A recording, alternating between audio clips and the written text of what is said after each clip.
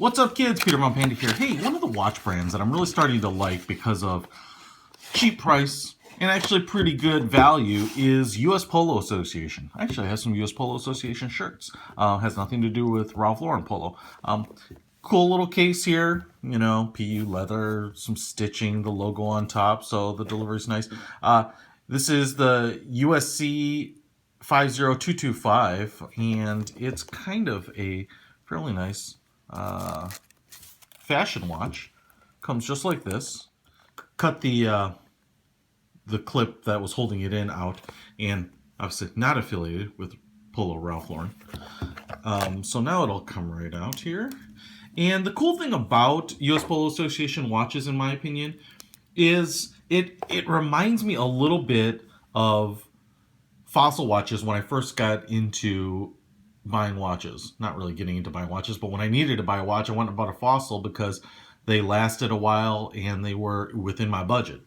US Polo Association, this watch here is somewhere in the $30-ish range, and it's definitely a clear step up from like a really cheap watch, say, you know, this Gran Turismo. The case here, which shows a little bit of waviness, it's like a cast case. You know, this watch, shiny, polished, stainless steel. There's no waves or obvious imperfections in the case construction. Really typical kind of curved lugs. Really traditional style watch. The band here is kind of an alligator crocodile skin band. I don't know if it's real leather.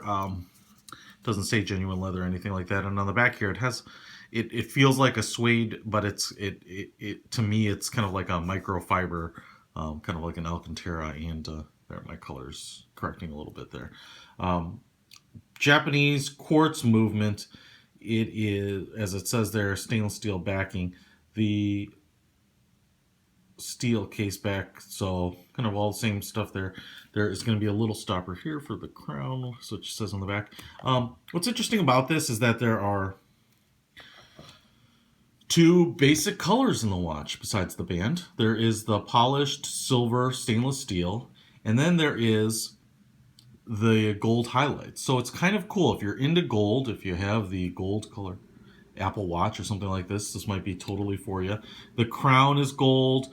The bezel up here is gold, and then everything on the face itself is gold, so you can see, and not just printed gold, not different kind of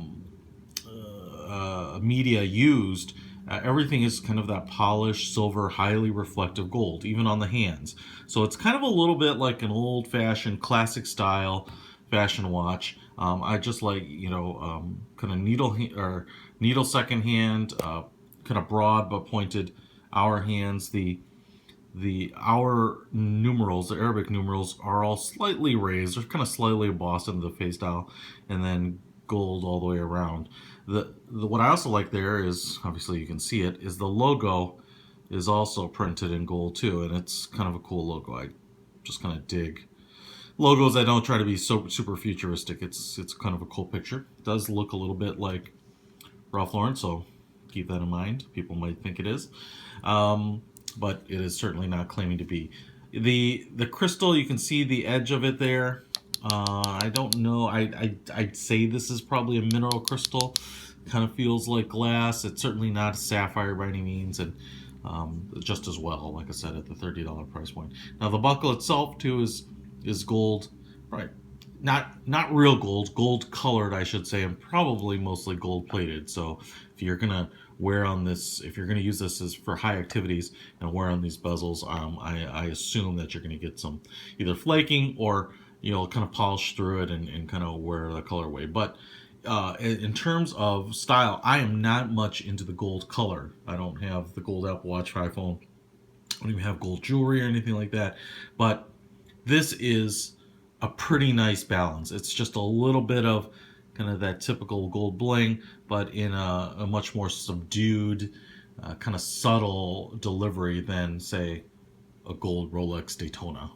So, fairly big watch too, and The U.S. Polo Association website claims 44 millimeters. I would believe that. It's fairly flat is one of the things I would say. So actually, hearing that it was 44 millimeters was a little bit of a surprise because, I'll give you a little wrist shot here, because I thought it felt a little bit bigger. But one of the reasons that I think it feels just a smidge bigger than 44 millimeters, or maybe where it's just a smidge bigger, is because it's kind of flat and flat to your wrist. So let's take a peek at it there. So this is my wrist, about 7.5 inches. You know, and to me, I don't know. I guess to me, I would have thought maybe a 46 millimeter watch. So no disappointment for me, because I like watches that skew a little bigger. Everyone's got their own preference. But this one, you know, if you like a little bit smaller size and kind of like it printing more pancake-ish, I think this is the watch for you. So US Polo Association, check it out. I'll put a link in the description. Peter von Panda, out.